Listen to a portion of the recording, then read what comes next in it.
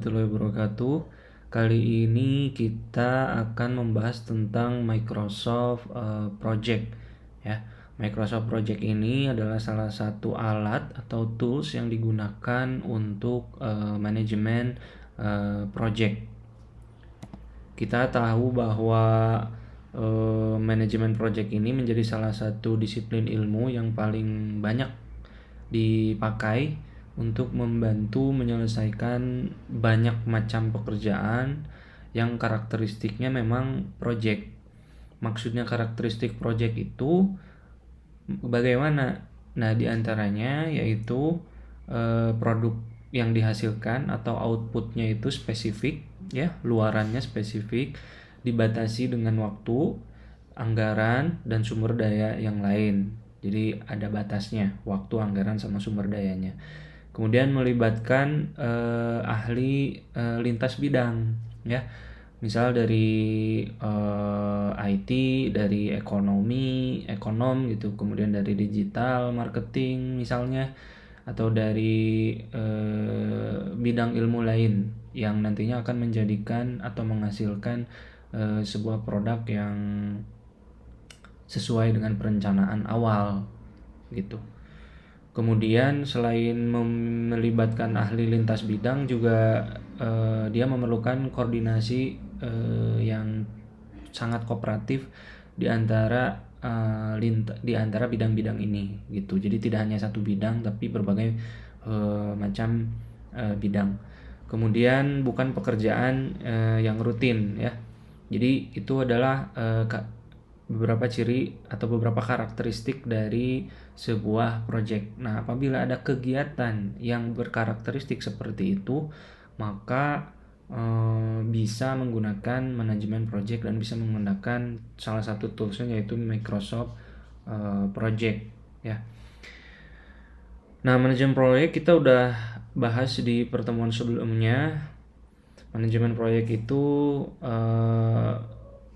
bisa dikatakan sebuah aplikasi dari pengetahuan, keahlian, dan tools pada aktivitas proyek tertentu untuk memenuhi persyaratan berlangsungnya sebuah proyek.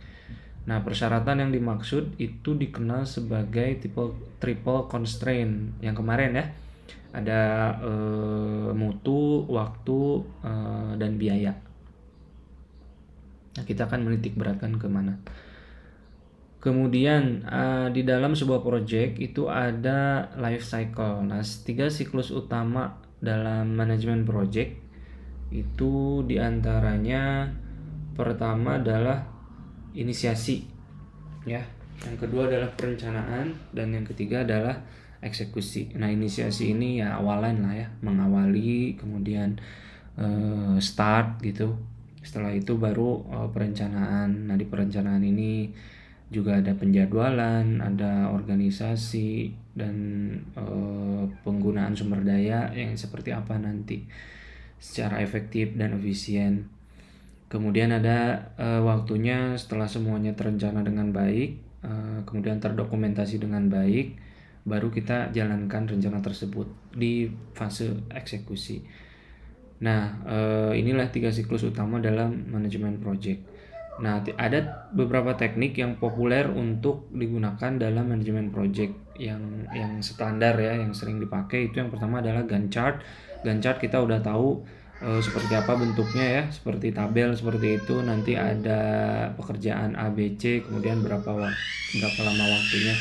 Kemudian ada critical path method atau CPM. Dan yang terakhir adalah PERT, Program Evaluation and Review Technique. Nah, ini juga udah kita bahas di pertemuan-pertemuan sebelumnya ya. Nah, kita masuk ke Microsoft Project. Apa sih Microsoft Project? Nah, kita harus tahu dulu Microsoft Project ini salah satu aplikasi ya yang dibuat sama Microsoft. Nah, dikembangkan sejak tahun 84, dulu masih berbasis DOS. Nah, kemudian dikembangkan menjadi berbasis Windows seperti sekarang gitu. Nah, ada 3 versi terakhir dari Microsoft Project, yaitu versi 2010, versi 2013, dan versi 2016. Nah, apakah sekarang ada yang baru? Silahkan dieksplor saja ya. Yang jelas Microsoft Project ini membantu kita memanage sebuah project gitu. Nah, Microsoft Project ini memang bukan aplikasi yang gratis ya, dia berbayar. Setahu saya per bulan ada yang berlangganan gitu. Per bulannya sekitar berapa ratus ribu gitu. Nah, bentuknya seperti ini, sama seperti Office apps pada Windows yang lain ya, mirip-mirip lah ininya bentuknya, seperti Microsoft Word, Microsoft PowerPoint, Microsoft Excel, Visio. Nah, kayak gini lah, mirip ya strukturnya. Itu ada menu, ada ribbon di dalam menu itu, kemudian di ribbon ini juga punya grup masing-masing. Kalau di sini misalnya ada grup view, grup clipboard, grup font, grup schedule, grup task. Nah, di dalam grup itu juga ada tools-tools yang lain ya. Jadi hampir mirip struktur menunya dengan Office app yang lain. Nah, cuman yang membedakan workspace-nya di sini bentuknya langsung seperti ini ya, ada tabel gitu, terus ada timeline di atasnya, waktu mulai dan waktu selesainya kapan. Kemudian di sebelah kanannya itu ada kolom untuk kalender ya, hari, kemudian tahun, tanggal, dan bulan. Nah, disitulah kita bisa memasukkan misalnya kegiatan itu berapa lama waktunya, dimulai dari kapan, kemudian berakhirnya kapan. Kemudian di situ ada kolom nama task ya, nama aktivitas, kemudian ada kolom durasi, berapa lama waktunya, kemudian ada dimulai dari kapan startnya gitu ya. Karena tidak semua aktivitas yang kita buat di awal di perencanaan itu startnya itu sama gitu. Kadang harus menunggu dulu aktivitas yang lain, atau misalnya tidak boleh dimulai sebelum aktivitas lain dimulai atau beres begitu.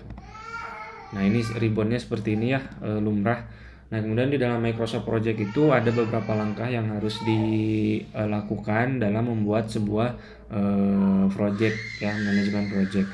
Ya, diantaranya sama lah, memulai file baru, kemudian daftar pekerjaan, durasi pekerjaan, relasi pekerjaan, jadwal kerja, lembar sumber daya, penugasan sumber daya ke pekerjaan, update pergerakan project, dan pelaporan. Nah, pelaporan ini juga ada disediakan oleh Microsoft Project. Nanti bentuknya bisa PDF, bisa juga dokumen, bisa langsung di print dan sebagainya. Nah, si pelaporan ini juga nantinya akan berfungsi untuk melaporkan ke atasan ya, misalnya ke project manager, atau misalnya ke di atasnya, para stakeholder gitu. Nah, yang pertama setelah memulai file baru ya, biasa file, new file, kemudian di situ kita bikin daftar pekerjaannya apa saja yang sesuai dengan perencanaan, ada berapa aktivitas. Nah, masukkan juga di sini semuanya ya. Di sini contoh misalnya ada perencanaan pun masuk di sini ya. Perencanaan pengumpulan data. Kalau misalnya projectnya memang seperti ini kita kasih contoh sebuah project aja ya. Kemudian di situ ada development, pengujian, pengadaan, ini sistem informasi ini ya, projectnya. Kemudian closing project sampai akhirnya itu. Nah, kemudian di situ simpannya seperti biasalah dengan tipenya itu project ya. Kemudian setelah itu kita beri durasi pekerjaan. Nah, setelah diberikan task name, kemudian kita kasih durasinya berapa. Di situ ada per hari ya, satuannya. Kemudian dimulainya dari hari apa, tanggal berapa, bulan apa, dan tahun berapa, dan finishnya kapan. Nah, di situ nih ya, ininya waktunya tertera gitu. Dan dari atas ke bawah ini sekuensial ya. Jadi mulai dari perencanaan sampai closing project ini beruntutan satu persatu gitu. Nah, mungkin nanti di setiap aktivitasnya itu ada yang bisa saja dimulainya itu berbarengan, atau dimulainya itu setelah aktivitas di atasnya gitu. Yang jelas dari atas ke bawah itu sekuensial, berurutan.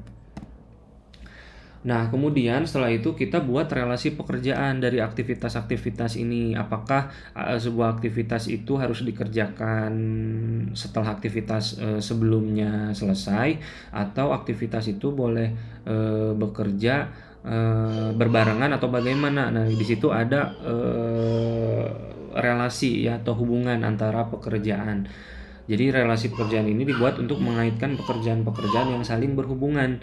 Nah, jenis-jenis hubungannya itu ada beberapa nih, ada finish to start, ada start to start, finish to finish, dan start to finish. Jadi ada 4. Yang pertama adalah finish to start atau FS. Finish to start ini adalah suatu pekerjaan B tidak boleh dimulai sampai pekerjaan lain A itu selesai.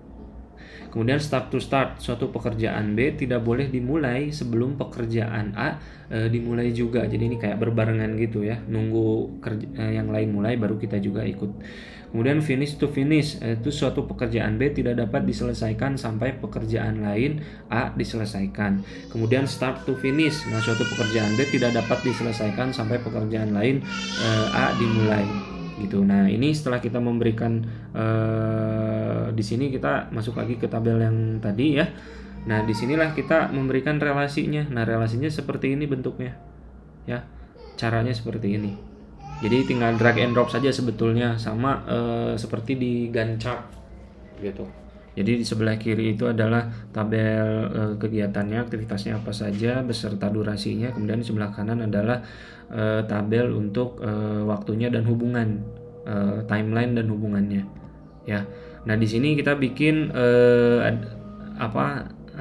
relasinya. Ya, jadi kita tinggal milih finish to start to start, finish to finish, start to finish, atau tidak ada relasi sama sekali. Kalau setelah itu pilih salah satu, kemudian oke. Nah, nanti akan ada seperti ini. Nah, misalnya di sini dikasih nama ID itu 4, analisis data kebutuhan sistem ya, karena kebetulan dia ada di urutan keempat.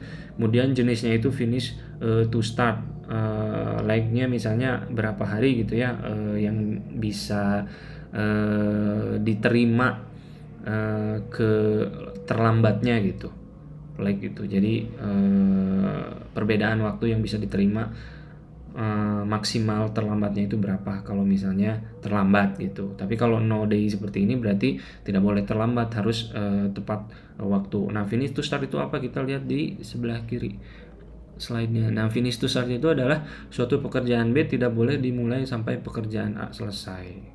Nah, di sini berarti si analisis dan kebutuhan sistem ini tidak boleh dikerjakan sebelum setting lingkungan pengembangan itu selesai. Nah, gitu kira-kira ya. Nah, ini nanti kolomnya seperti ini. Ada nama task, kemudian nama jenis relasinya. Nah, mungkin itu saja untuk pertemuan kali ini. Mudah-mudahan bermanfaat. Kurang lebihnya mohon maaf. Billahi taufiq wal hidayah. Wassalamualaikum warahmatullahi wabarakatuh.